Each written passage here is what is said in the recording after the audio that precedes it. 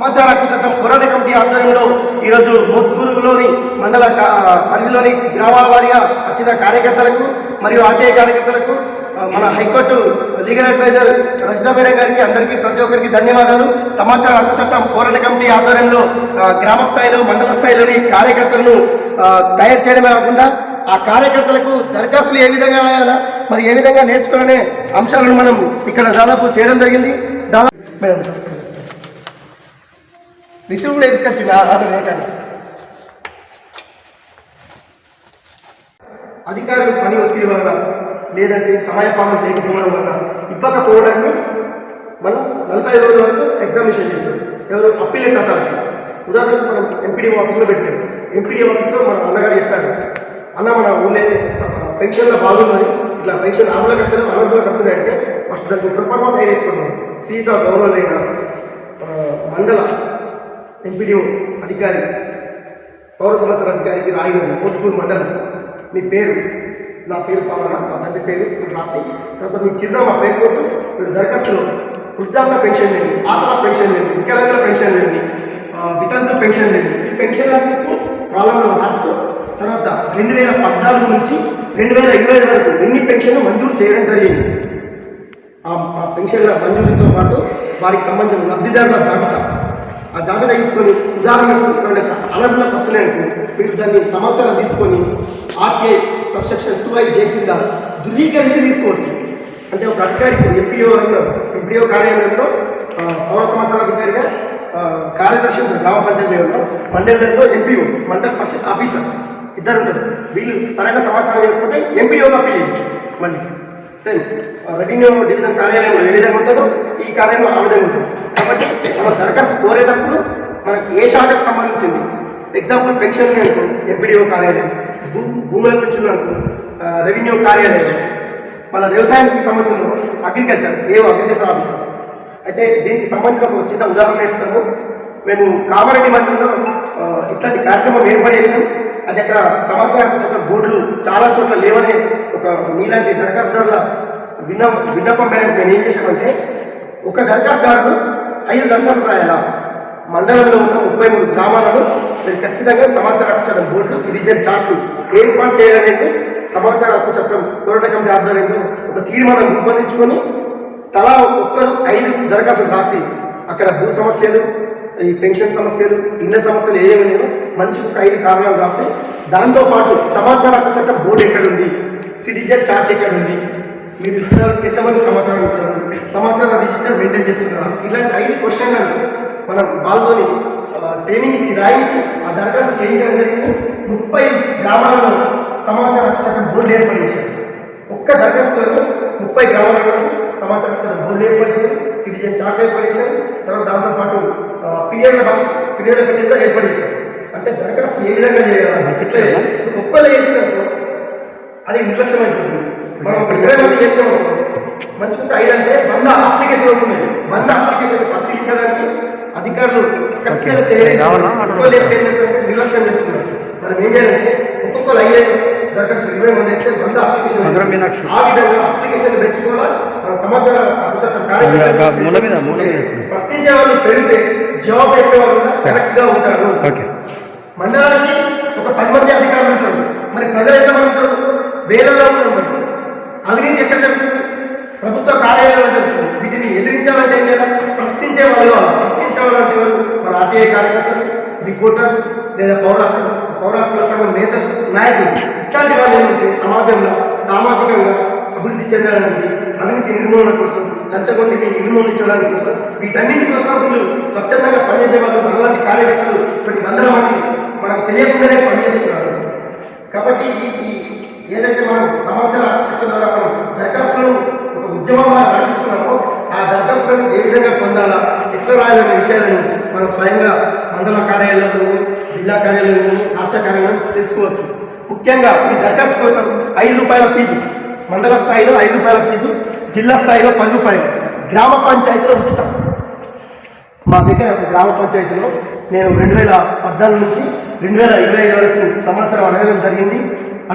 అడిగితే వాళ్ళు ఏం చేశారంటే మీరు స్టాంప్ పెట్టలేదు కాబట్టి మీ దరఖాస్తును రిజెక్ట్ చేస్తుందని చెప్పేసి ఆమె రాసింది. మేము ఏం కొన్నామంటే సెక్రటరీ గారు మా దరఖాస్తు మీరు రిజెక్ట్ చేసే హక్కు ఉంది కదా మీకు, అది ఎందుకు రిజెక్ట్ చేసినో మేము కారణాలు తెలుపుతూ ధృవీకరించి చూవై చేయకుండా మీ స్టాంపు కార్యాలయ స్టాంపు కొట్టి ధృవీకరించి ఇవ్వండి అని చెప్పేసి ఆ డాక్యుమెంట్ తీసుకొని మేము నేరుగా మండల పరిషత్ అప్పిలేట్ అథారిటీకి మేము ఫిర్యాదు చేయడం జరిగింది.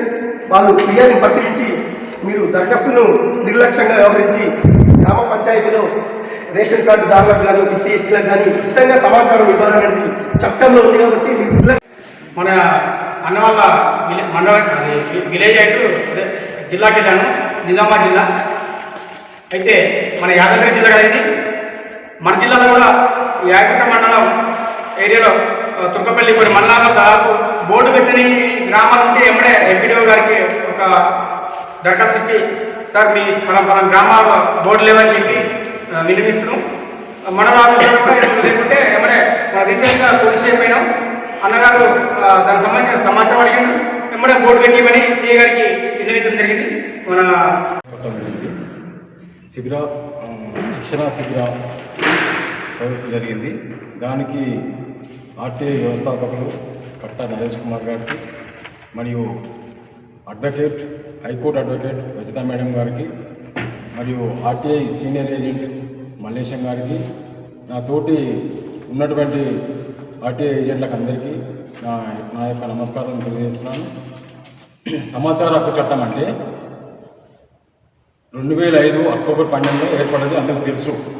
కానీ మనం డిగ్రీ చదివి ఎంఏలు పిహెచ్ చదివిన వల్ల కూడా సమాచార హక్కు చట్టం గురించి ఏమీ తెలియదు, జీరో నాలెడ్జ్.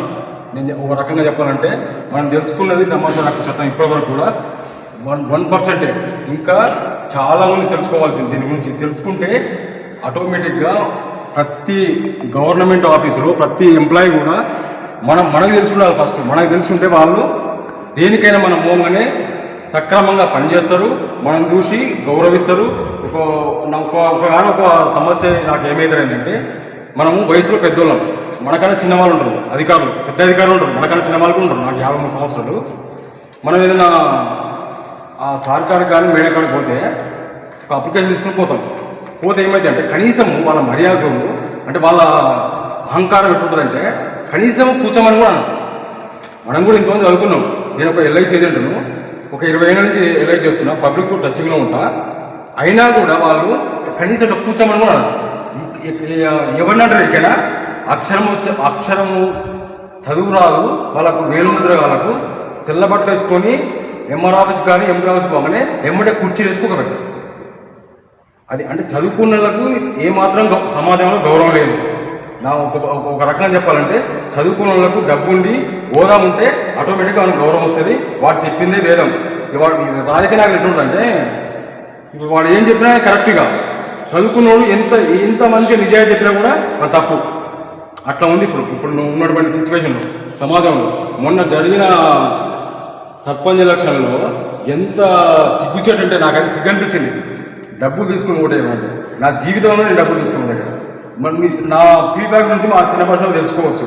2092లో నా 1992లో ఓటాకు వచ్చింది.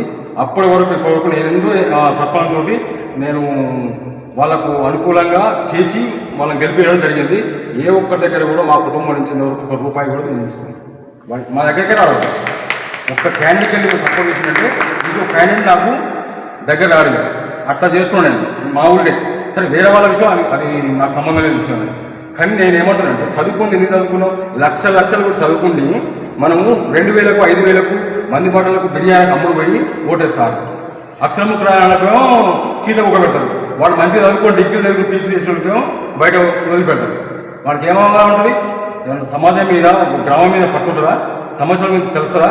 మళ్ళీ ఆమె ఏం చేయాలి? ఇప్పుడు ఎవరైనా మేడం కానీ జెంట్స్ కానీ గెలిస్తే వాళ్ళకి ఏం తెలియదు. మళ్ళీ ఎవరిని పక్క వాళ్ళని పట్టుకోవాలి, ఏం చేయాలని వీళ్ళు చెప్తుంటే ఆమె బొమ్మలాగా కూకుంటున్నాడు.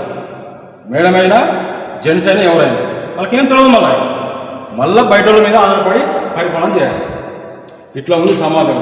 సమాచార హక్కు చట్టం ద్వారా మనం ప్రతి ఒక్కరికి తెలుసుకుంటే ప్రతి ఒక్క గవర్నమెంట్ ఆఫీసులో ప్రతి ఒక్క ఎంప్లాయీ భయపడతాడు.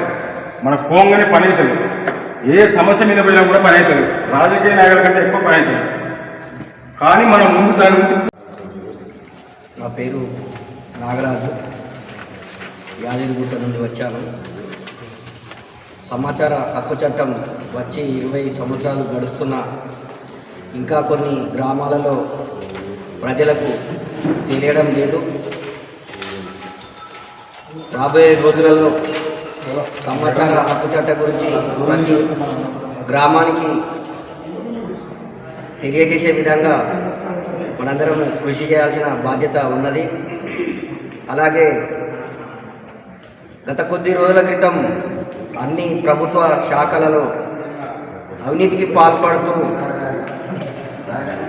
ఏసీబీ దాడులలో దొరికినటువంటి ఉద్యోగులు కూడా ఉన్నారు.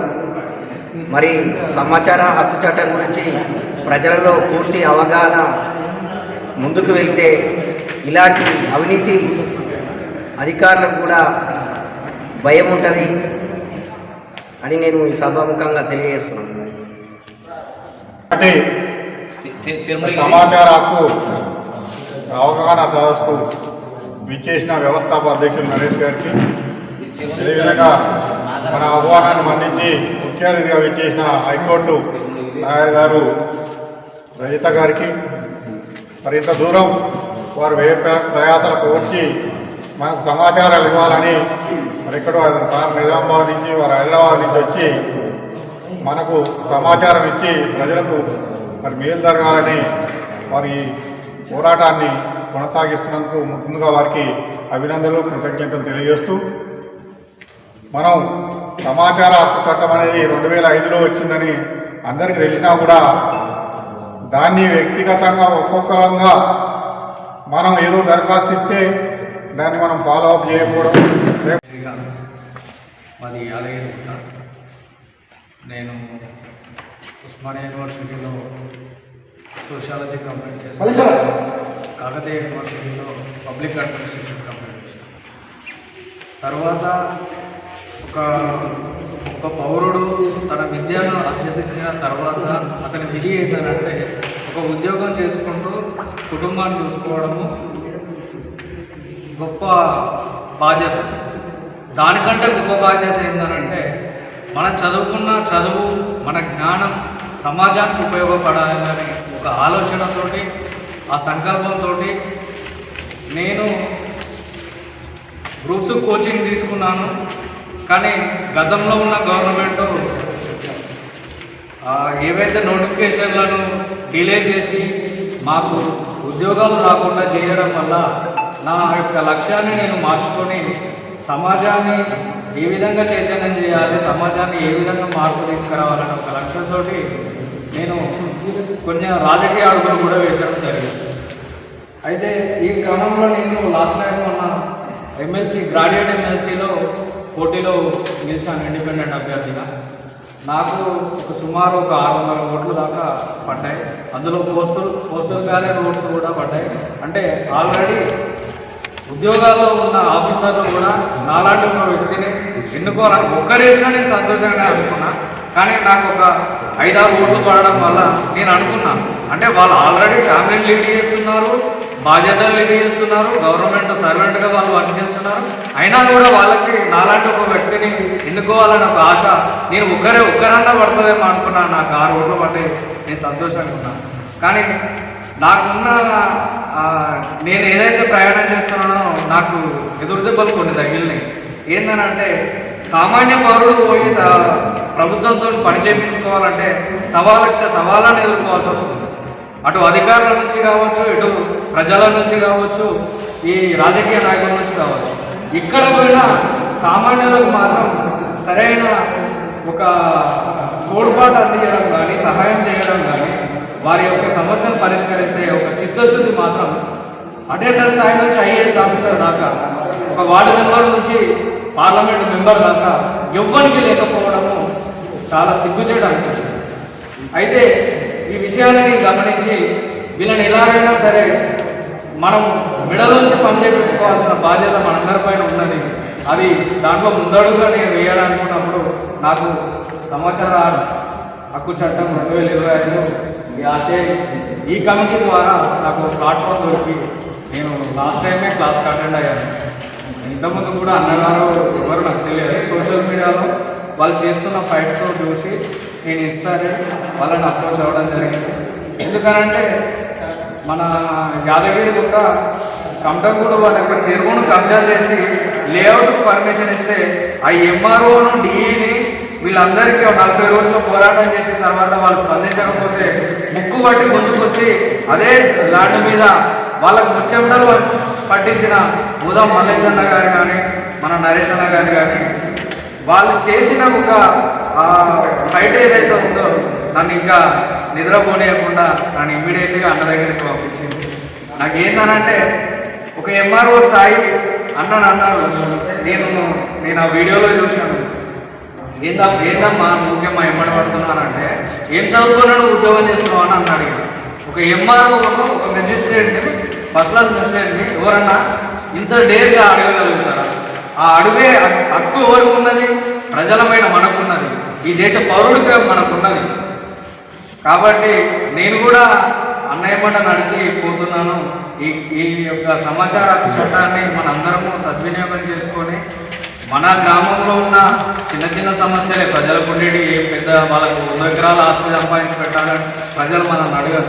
ఏదో చిన్న గ్రామ స్థాయిలో కానీ మండల స్థాయిలో కానీ వారికి కావాల్సిన చిన్న చిన్న పనులు చేసి పెడుతుంటే మనకు గుర్తింపు వస్తుంది, సొసైటీలో మనకంటూ కొద్దిగా గుర్తింపు వస్తుంది అని ఒక లక్ష్యం అంతే.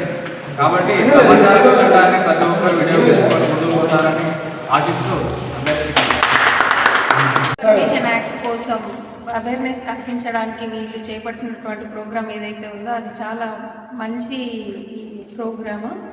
ఎందుకంటే అది యాక్ట్ వచ్చి ఇప్పటికి 20 years అవుతున్నా ఇంకా జనాలలో దాని గురించినటువంటి పూర్తి స్థాయి అవగాహన లేదు. కాబట్టి జనాలకు అవగాహన కల్పించే కార్యక్రమం నరేష్ కుమార్ కానీ మిగతా వాళ్ళందరూ కానీ వీళ్ళందరూ మల్లేష్ గారు కానీ ఇంకా మిగతా ఇక్కడ ఉన్నటువంటి వారందరూ చేపట్టారు.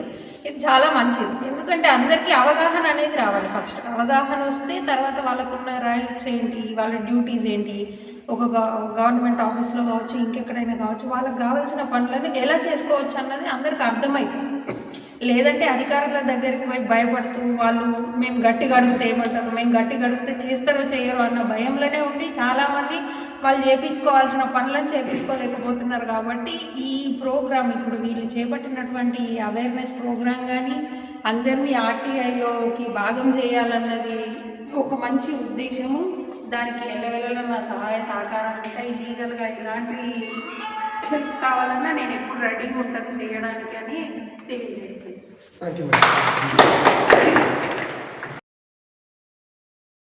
సమాచార హక్కు చట్టం పోరాట కమిటీ 2005 సామాన్యుల కోసం పోరాడే అక్షర సైన్యం ఆధ్వర్యంలో నిర్వహించిన సమాచార హక్కు చట్టం కార్యకర్తల శిక్షణ శిబిరానికి విచ్చేసిన ప్రతి ఒక్కరికి పేరు పేరున ధన్యవాదాలు. సమాచార హక్కు చట్టం కోసం క్షేత్రస్థాయిలో పోరాడుతూ ఆర్టీఐ కమిటీకి అండదండగా నిలిచిన ప్రతి ఒక్కరికి ఈ సందర్భంగా ధన్యవాదాలు. ఈ కార్యక్రమాన్ని విజయవంతం చేసిన ప్రతి ఒక్కరికి ధన్యవాదాలు. అలాగే సమాచార హక్కు చట్టం పోరాట కమిటీ ఆధ్వర్యంలో సూర్యాపేట జిల్లాలోని జనవరి 12 స్వామి వివేకానంద జయంతి సందర్భంగా ప్రత్యేక కార్యక్రమాన్ని నిర్వహిస్తున్నాం. కావున సమాచార హక్కు చట్టం పోరాట కమిటీలో పనిచేయవలసిన సభ్యులు కానీ దరఖాస్తుదారులు కానీ కార్యకర్తలు కానీ మా నంబర్ని సంప్రదించండి 7097988840. సమాచార హక్కు చట్టం కోసం మేము సైతం కార్యక్రమాన్ని విజయం చేద్దాం రండి.